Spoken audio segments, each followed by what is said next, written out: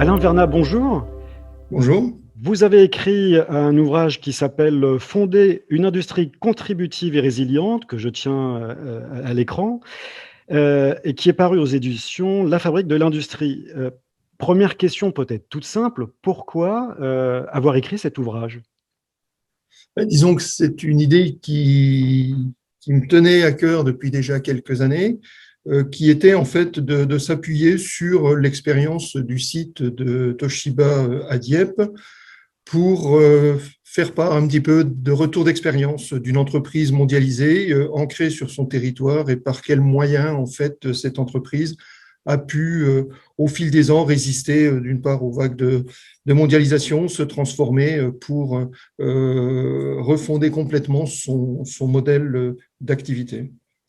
Alors, comme vous le disiez, c'est à la fois finalement un livre d'histoire, celle de votre entreprise et puis aussi celle de la vôtre.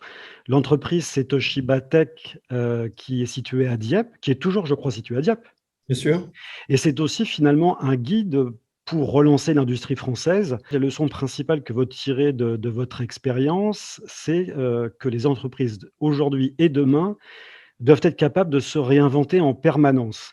Est-ce que les salariés des entreprises industrielles aujourd'hui en sont capables? Est-ce que seulement ils accepteront cette remise en question régulière de leur activité? Alors, pour revenir sur l'implication des salariés, effectivement, c'est un point extrêmement important pour nous. Et je décris en fait dans ce livre ce que j'appelle le concept de double pyramide du changement, hein, qui est vraiment quelque chose qu'on utilise aujourd'hui pour transformer, pour continuer les transformations de l'entreprise.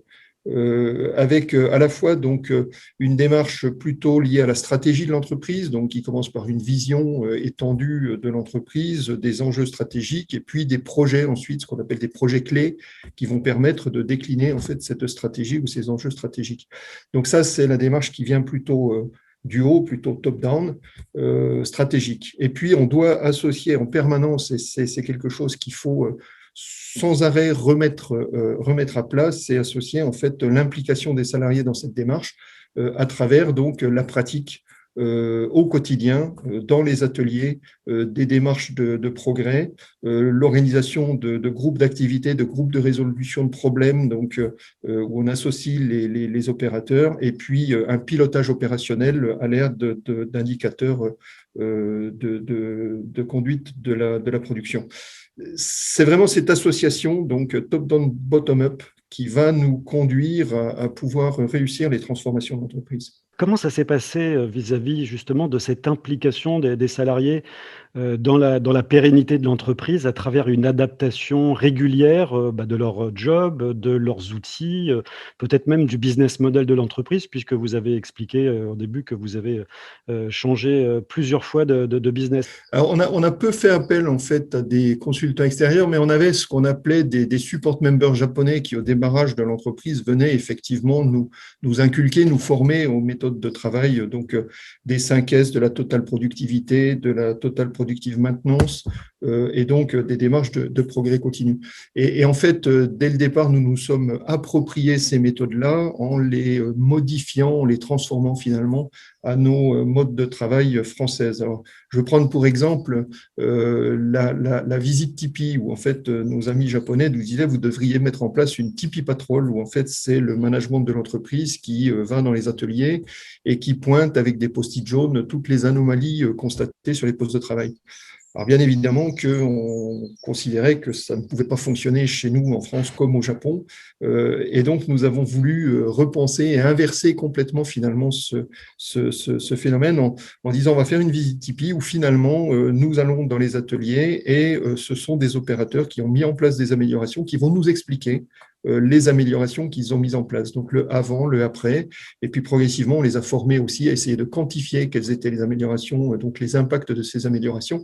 Et donc c'est un exemple où on montre bien qu'on met en valeur, on met en avant plutôt que de pointer du doigt, et ça a très bien fonctionné, et c'est quelque chose que nous avons poursuivi ensuite dans les aménagements de postes de travail en fait par les opérateurs eux-mêmes ou dans des méthodes de formation également, où nous avons impliqué nos opérateurs, nos agents de maîtrise pour ensuite transférer ces méthodes de travail ou ces outils à nos partenaires sous-traitants.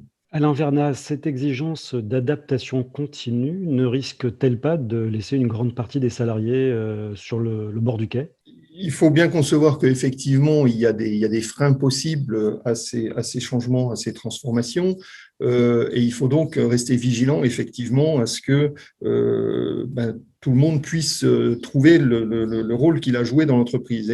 Et c'est un des outils, par exemple, que nous avons mis en place, qui consistait à distribuer quelque part ce qu'on appelait des rôles à chacun, où dans un groupe d'activités, dans un groupe de travail de 8-10 opérateurs, chaque opérateur se voyait finalement assigner un rôle un peu particulier en dehors de sa tâche de production, selon ses aspirations personnelles. Donc l'un qui était plutôt technique était chargé de la maintenance des outils de travail, un autre était chargé plutôt de la partie environnementale, tri sélectif des déchets, un troisième de la mise à jour des indicateurs du groupe.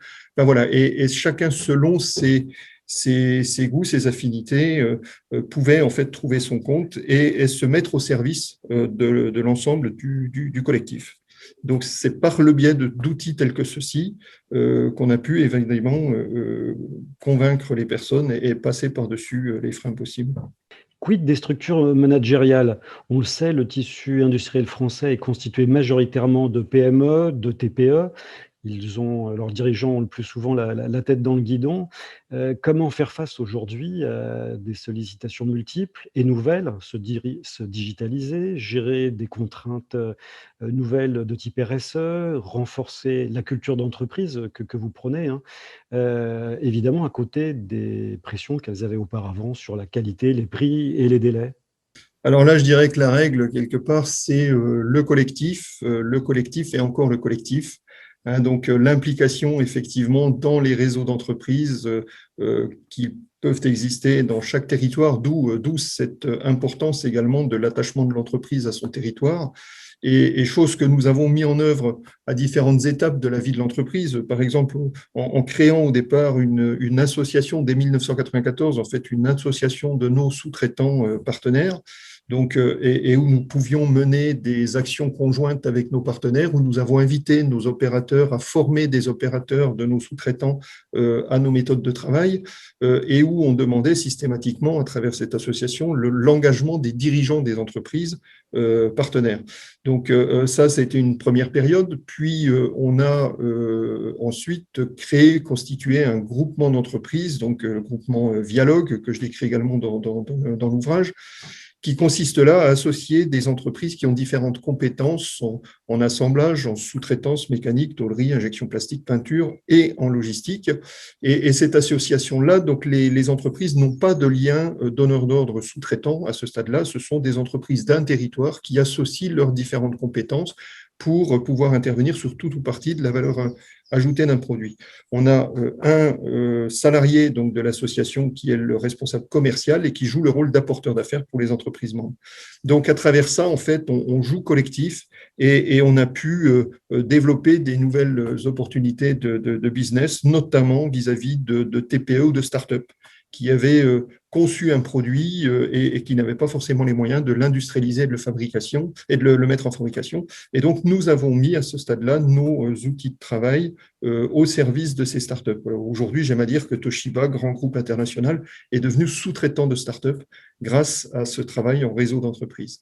Alors, si les jeunes générations sont sans doute plus capables de s'adapter aux changements réguliers d'outils, de postes, de business model, voire de métiers que leurs parents, sont-ils pour autant sensibles à cette culture d'entreprise et cet ancrage local, que vous indiquez comme étant une des solutions, pour la pérennité des entreprises, demain? Alors, je crois surtout que les jeunes sont attachés à la relation de travail, aux liens qui Au existent sens dans les peut-être? relations de travail avec les collègues, avec le management au sein de l'entreprise. Ils sont à la recherche de bien-être dans les conditions de travail et dans la relation de travail. Donc, un maître mot qui est la confiance, en fait.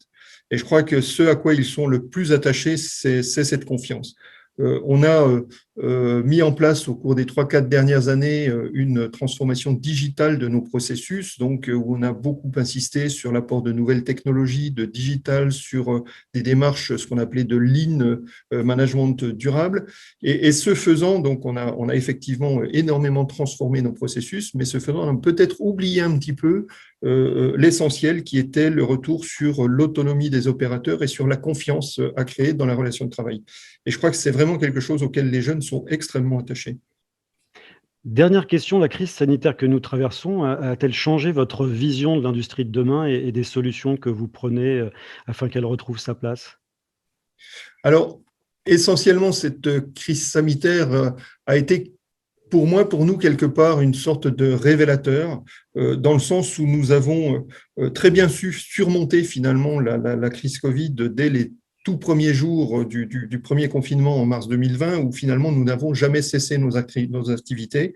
Nous avons toujours poursuivi en fait au service de nos clients et j'ai pu en quelques jours convaincre l'ensemble de nos salariés qu'il fallait effectivement poursuivre nos activités, même si la moitié des entreprises s'arrêtaient.